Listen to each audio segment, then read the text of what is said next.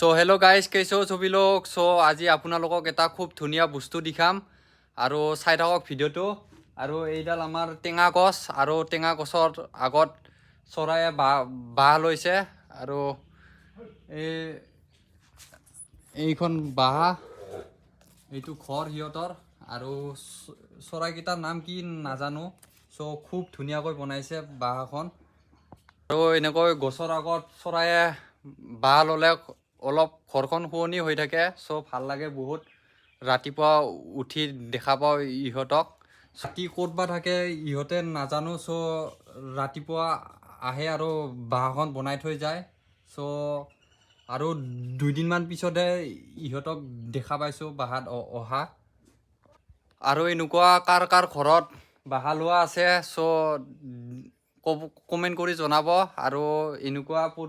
এনেকুৱা বস্তু আজিকালি দেখা পোৱা নাযায় আৰু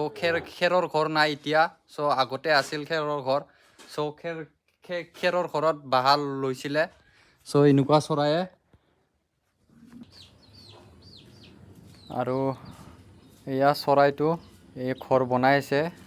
আৰু দুটা চৰাইৰ এটাই ঘৰ বনাই থাকে আৰু এটাই ৰখি থাকে কোনোবাই কিবা কৰে বুলি ৰাতিপুৱাই ঘৰটো বনাই থৈ যায় আৰু ৰাতি হ'লে নোহোৱা হৈ থাকে সো ক'ত থাকে নাজানো সো আজি দুইদিন ধৰিহে ইহঁতে ঘৰত আহিছে সো দুইদিনমান ধৰিহে দেখা পাইছোঁ ইহঁতক সো ঘৰটো ভালকৈ হোৱা নাছিলে সেইটো কাৰণে ইহঁতে ৰাতি ইয়াতে নাছিলে আৰু ইহঁতে 15 দিনমান ধৰি ঘৰটো বনাই আছে আৰু চৰাইটোৰ নাম কি নাজানো মই আপোনালোকে কমেণ্ট কৰি জনাব চৰাইটোৰ নাম আৰু এয়া চাওক বাঁহৰ পাত লৈ আহে ইহঁতে আৰু এনেকৈ ঘৰটো সাজি আছে আৰু ইহঁতেও মানুহৰ দৰে কষ্ট কৰি থাকে জীৱন যাপন কৰিবৰ কাৰণে আৰু আজিলৈ ইমানে সো বাই বাই।